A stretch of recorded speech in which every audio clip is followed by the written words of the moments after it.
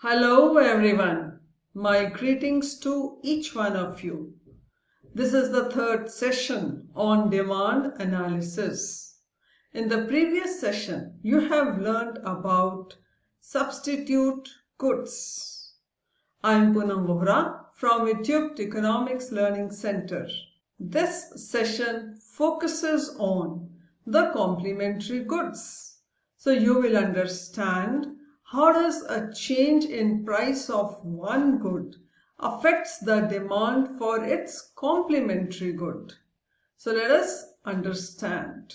Complementary goods are the goods wherein one commodity possesses utility and is demanded only when the second commodity is also available. For example, mobile phone and SIM card, or tennis ball and tennis racket. Complementary goods that cannot be used without each other. Not all complementary goods are the same. There are weak and strong complementary goods. Weak complementary goods respond to increases in price in a very limited manner.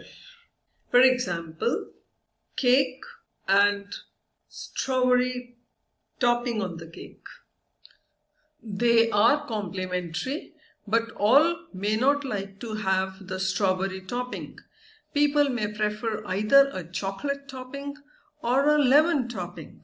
So, cakes and topping on the cake are weak complementary goods, whereas strong complementary goods have a close relationship with each other. That is to say that one good is reliant on the other to add value to it. For example, DVD and DVD player. Such goods are pretty useless without one another.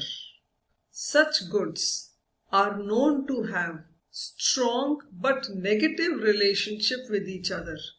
In other words, if price of one good rises, demand for the other good falls.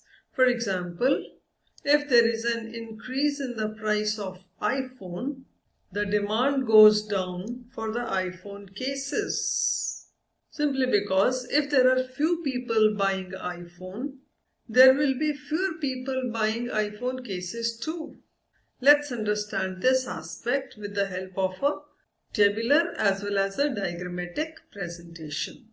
Now let us understand complementary goods with the help of a tabular as well as a diagrammatic presentation. Here, good is considered as a car and complementary good is petrol. Price and quantity demanded of car are given when price of its complementary good, that is petrol, changes from rupees 30 per unit to rupees 25 per unit to rupees 45 per unit. Let us understand the relationship.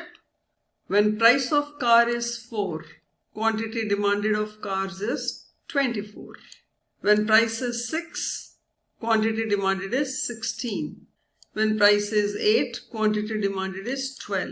When price is 10, quantity demanded is 6. So one can observe that with increase in prices, there has been fall in the quantity demanded of cars, showing negative relationship between the two. This can be plotted. So by plotting the first combination of 4 and 24, one gets this point. By plotting second combination 6 and 16, one gets this as the next point. Similarly for rest too.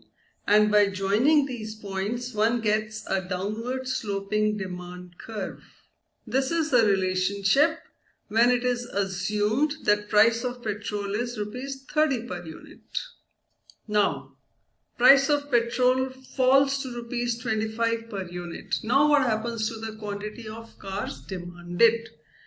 Price remaining the same. When price is 4, now quantity demanded of cars has risen to 32 from 24. It has risen to 24 from 16. And so is the case when price of car is 8 and 10. In each case, there has been a further decline in the demand for cars. So here also, assuming price of petrol is rupees 25 per unit, there has been an inverse relationship between price of a car and quantity demanded of cars. With rise in price, demand has been falling. This can be plotted. So one can plot next combination as 4 and 32. So your first point would be then this point. 6 and 24, you get this point, and so on. So by joining these points, one gets a demand curve which is downward sloping, but one has to notice that this demand curve is towards the right of original demand curve. Now let's assume that price of petrol has risen to 45 per unit. Now let us see what happens to the quantity demanded of cars. When price is 4, quantity demanded has fallen to 16 from 32. When price is 6, quantity demanded of cars have fallen to 10 from 24. So is the case when price of car is 8 and 10. Here also one finds that with rise in the price of cars, quantity demanded of cars have fallen, showing the negative relationship between the two.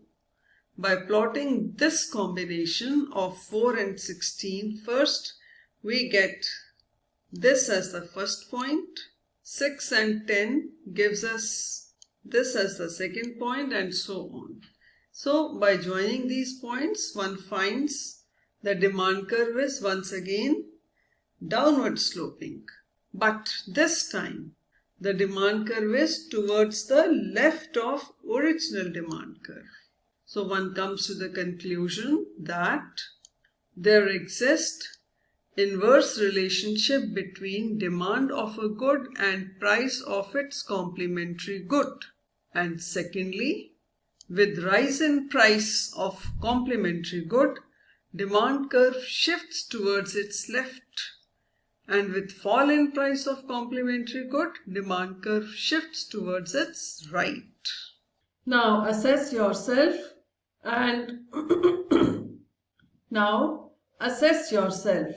and pick up the correct option out of the 4 options given for the statement. If price of sugar falls, option A, demand for tea rises. B, demand for tea remains unaffected. C, demand for tea falls. And D, none of the above. Please check your answer. If price of sugar falls, then demand for tea rises. So option A is correct. Rest are incorrect, simply because tea and sugar are complementary goods. If price of one rises, demand for the other falls. Or if price of one falls, demand for the other rises. I hope you have understood the concept of complementary goods and also the impact of changes in price of one good on demand for its complementary good. With this, the session comes to an end. The next session would focus on another factor that affects demand for a commodity, that is, income of the consumer. Till then, keep reading, keep practicing.